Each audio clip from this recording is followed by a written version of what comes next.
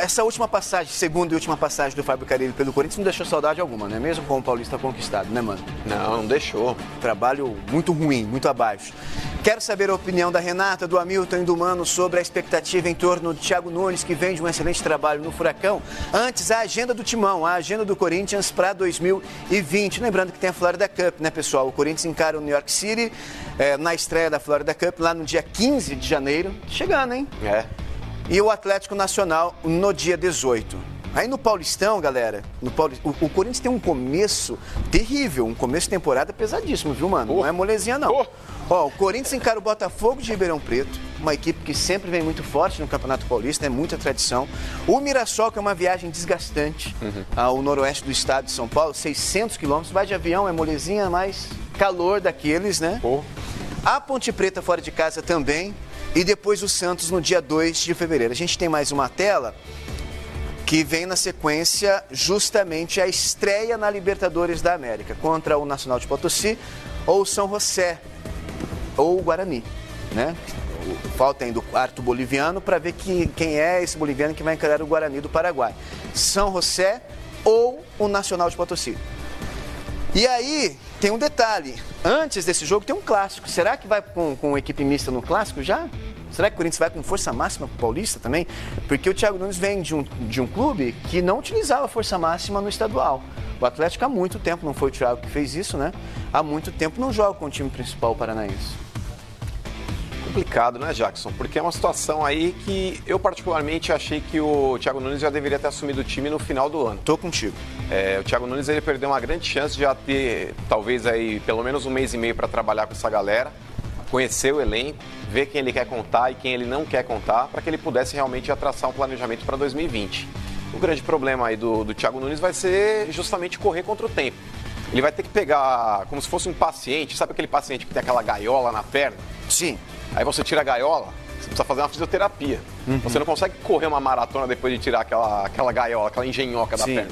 Então, ele vai ter que fazer o Corinthians correr uma maratona num curto espaço de tempo. Ele vai ter que brigar contra o tempo. O Corinthians ele vai ter que mudar um perfil, uma filosofia de jogo que já estava enraizada no time desde 2008. Quando o Corinthians ele vai para a Série B, aí chega o Mano Menezes com aquele pensamento que deu certo. O pensamento do Mano Menezes, depois foi o Tite, agora com o Carille. O Corinthians ele mantém essa filosofia de jogo há muito tempo, mais de 10 anos. Então ele vai ter que desconstruir isso para implantar uma filosofia totalmente inovadora. Uma filosofia totalmente ofensiva, coisa que o Corinthians não tinha dentro desses últimos anos que passou. Então, pega aí, Florida Cup, vai conhecer lá o elenco abraçando o Pateta e o Mickey. Depois ele pega um Campeonato Paulista, que vai servir de laboratório, inclusive para tentar implementar uma nova tática, um novo perfil, alguns jogadores que ele possivelmente vai tirar do time. O Ralf é um volante que no perfil do Thiago Nunes não joga. E aí depois já pega uma estreia nessa fase que antecede a fase de grupos da Libertadores, que vai ser muito perigosa também, porque são 2 jogos eliminatórios. Você vai pegar um adversário na fase 2, depois pega um outro adversário na fase 3. O Corinthians já começa o ano decidindo o futuro do ano inteiro. Ô Hamilton, foi mal o Thiago Nunes e o Corinthians também, que não foi uma decisão óbvia que partiu só do Thiago Nunes, dele não iniciar esse trabalho já em 2019? Ou você acha que dá tempo dele mostrar e implementar essa filosofia de jogo nesse Corinthians, como a gente viu na reportagem, né? Há 10 anos está acostumado a jogar de um jeito? Eu acho que se ele chega para fazer todas essas mudanças que o Mano falou, ele não deveria ter assumido durante o Campeonato Brasileiro. Porque se ele assume durante o Campeonato Brasileiro é para varrer, é para mudar o elenco, é para trocar, é para colocar peças que vão trazer o futebol ofensivo que todo mundo está querendo que o Corinthians jogue. E aí corria o risco de não entrar na Libertadores, de talvez não ir para a Sul-Americana, enfim. Então eu acho que ele assume no momento certo. Agora, é uma sofrência, hein? A galera já tá sofrendo antes do campeonato começar, antes da temporada começar. Embaixo de tudo isso aí que foi falado, tem a situação que é ganhar o Paulista, ganhar a Copa Flórida, ganhar o Paulista, ir bem na Libertadores, começar bem o Brasileiro, ganhar... Coitado do cara, nem assumiu, já tá demitido, né? É muita expectativa já em cima dele. Caramba, Thiago Nunes balança. Pô, gente, não é assim. A partir do momento que você rompe um trabalho que vinha aí de 10 anos... que você quer assumir, quer tomar uma outra vertente, e aí você... Como é que vai ser esse trabalho? Vai ser só com o time principal ou vai trazer a base junto? É uma nova filosofia de trabalho no futebol por completo do Corinthians ou é só no time principal? O que vai fazer o Thiago Nunes? Tem que esclarecer, tem que mostrar. Se é para mudar tudo, geral, para mudar geral mesmo, não vai ser em 2020 que isso vai mudar de uma hora para outra. Vai mudar lá para o Campeonato Brasileiro, vai engrenar no Campeonato Brasileiro, quando a Libertadores já estiver na fase mais madura. E aí não adianta ficar pensando em título de Florida Cup e Campeonato Paulista. Só que tem um detalhe, né, Milton?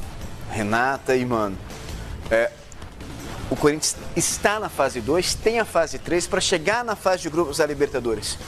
O tempo ele é cruel. E vai ter que apresentar resultados imediatamente, porque senão não classifica para a Libertadores. O tempo é cruel, o calendário é cruel e a gente bate sempre na mesma tecla, né? O calendário, o técnico chega com uma filosofia diferente num clube que, como vocês já falaram, há muito tempo tem uma forma de jogar e ele precisa fazer isso em pouco tempo. Senão a gente sabe que tem toda a cobrança do futebol brasileiro, de resultadismo. E, por exemplo, a gente viu o Klopp no Liverpool. Agora, 4 anos e meio depois que o Liverpool começou a ganhar títulos. E aqui no Brasil a gente não tem tempo para isso. A gente não espera um trabalho evoluir, um trabalho ser desenvolvido como ele desenvolveu no Atlético Paranaense. É um técnico estudioso que vem dessa nova era aí de técnicos estudiosos, que vem apresentando um futebol diferente. E vamos ver, né? Eu gostaria que ele tivesse mais tempo, mas a Libertadores já está aí. Renata, Hamilton, você tocou num ponto-chave. Tempo, ter paciência. Hoje o Corinthians tem um presidente que tem como perfil, ele mudou um pouquinho esse perfil nos últimos anos ainda, andou demitindo. Mas é também que não tinha como, né? Mas ele tem perfil e ele ficou famoso, conhecido pela atitude correta que teve em segurar o Tite depois do episódio de Tolima. O André Sanches é um cara que dá respaldo para treinadores. Ótimo, eu ia citar isso aí, eu ia falar sobre essa passagem do Tite. Houve a paciência, houve o tempo e a gente viu onde chegou. Então tem que ter a paciência, tem que dar o tempo para que ele também chegue lá no final do trabalho. Se vai dar certo ou não, é a consequência, é futebol, não está combinado com o adversário que tem que dar certo o trabalho do Thiago no Corinthians. Isso não está combinado com o adversário. Agora, o que não pode é, dentro do próprio Corinthians, as cobranças serem exacerbadas a ponto de ele não poder fazer a mudança, que a partir do momento que você contrata um cara totalmente diferente de quem já passou, ele é diferente do Mano, ele é diferente do Carille, ele é diferente do Tite, mas na muito, forma né? de jogar. E muito água pro vinho. Exatamente. É muito diferente. Então vai ser um trabalho diferente. É o que a gente espera. Um Corinthians pra frente, jogando pra cima, um Corinthians em que 1-0 não é goleada. O torcedor tá com isso na cabeça. Ele quer isso. Essa é a diferença que o torcedor quer ver no Corinthians que vai vir aí agora. Mas agora alguém tem que chegar pro torcedor do Corinthians e falar assim, olha, os títulos podem não vir de imediato, porque é um trabalho de longo prazo. Não adianta botar na cabeça do cara que vai ganhar a Libertadores, que é um trabalho de curto prazo. Porque não adianta arrancar a gaiola e correr a maratona, né? Pô, imagina aquele... E deve coçar aquele negócio. Ele fica coçando, meu irmão. Imagina. Aquilo ali fica coçando, porque tá cicatrizando. E o cara tá querendo coçar e não pode. Então é mais ou menos essa agonia que o torcedor vai viver. E ele tem um desafio, mano, maior ainda, o Thiago, porque ele vai ter que montar uma barquinha aí. Fato. Não tem como o Corinthians ter esse futebol intenso, de propor jogo, com as peças que tem hoje, principalmente no meio campo. Sornoso, o Jadson, Ramiro. Não tem como, gente. Não tem.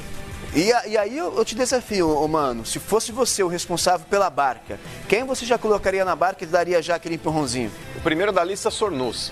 Sornoso é um jogador que no Corinthians aí, ele até foi bem no primeiro semestre, ajudou o Corinthians no Campeonato Paulista, mas dali em diante o futebol dele aí definhou. Ramiro é um outro jogador pouco participativo. Não aconteceu no Corinthians, né? Também. Mas é que tá, o Ramiro, gente, muitas vezes aí acabam superestimando o jogador. O Ramiro, ele fez parte de um elenco vitorioso do Grêmio, cara, mas ele não consegue fazer muito além do que ele fez no Corinthians. A função do Ramiro é mais para destruir do que para construir. O próprio Carille colocando ele aberto para jogar na direita, como ele jogou assim no Grêmio também. Mas o cara do Grêmio que levava o time nas costas ali naquele meio campo era o Arthur, gente. Era o Arthur e o Luan também inspirado. Então o Ramiro, ele fazia parte de um elenco que deu certo. O Ramiro, quando teve oportunidades no Corinthians, não fez nada além também do que ele pode fazer. É um jogador mais de marcação, eu não vejo o Ramiro como um construidor de jogadas, não é. Você tem ali também os jogadores da defesa. O Manuel já terminou o contrato, está indo embora. Mas outro cara que também bem aquém do que pode jogar, aliás, também não dá para esperar dele, é um futebol que o Guilherme Arana apresentou. Danilo Avelar. Não dá, não. Danilo Avelar também, bem abaixo do que pode. Wagner Love também teve chances aí durante o ano para se firmar como centroavante e tecnicamente é o melhor centroavante que o Corinthians tem, porém, o ano do Wagner Love foi bem abaixo também, depois do Campeonato Paulista o futebol dele morreu. Eu não sei se isso tem a ver também com a participação do Carille, muitas vezes dando declarações pra ali... Pra mim tem, viu, mano? Alfinetando o elenco, muitas vezes desmotivando o próprio grupo, isso aí interfere também no futebol que os caras jogam. Aquela entrevista que o Bocelli deu, mano, o Bocelli sem filtro total, foi o primeiro a colocar o dedo na ferida. Gente, não adianta vocês cobrarem da gente se a bola não chega. Desabafou. E a bola não chegava mesmo. Então acho que a gente tem que ter uma certa cautela para criticar individualmente jogadores, justamente pelo fato do esquema tático adotado pelo Carille nesse ano de 2019 não ter dado certo. Isso compromete o rendimento do cara dentro de campo. Mas alguns jogadores que eu pontuei aí, Sornosa, Ramiro, Danilo Avelar, esses aí, sinceramente, eu não retiro, não. São jogadores aí que ficaram bem abaixo e se tiver a possibilidade de negócio, tem que negociar sim. Dodô, garoto do terrão, galera. Pode estar voltando para o Corinthians, voltando para suas origens. Bom nome. Te agrada, Hamilton? Se jogar, né? Qual o Dodô que a gente vai ver? Esse aí? Esse do Cruzeiro? Foi mal, né? Esse aí... Ele foi reserva do Egídio, gente. Esse daí não vai jogar em lugar nenhum. Reserva do Egídio. Eu acho que o trabalho do Thiago, o do Thiago Nunes, é um trabalho em que ele consegue formar bons grupos. Porque se você olha o Atlético Paranaense, é um excelente grupo. Tem determinadas equipes que surgem no futebol nacional em que você junta alguns jogadores que foram rejeitados em uns clubes, não tiveram oportunidade em outro e tal, e você faz um bom elenco, faz um bom grupo, faz ali um grupo de 15, 16 jogadores que você vai fazendo a rotação, eles se encaixam e mostram um bom futebol e conquistam, como conquistou o Atlético Paranaense. Eu tenho dúvidas se você, de repente, tirar algumas peças ali do time do Atlético Paranaense, como já aconteceu com o Pablo, que você tirou daquele encaixe ali e botou no São Paulo e não rendeu por enquanto o que se esperava dele.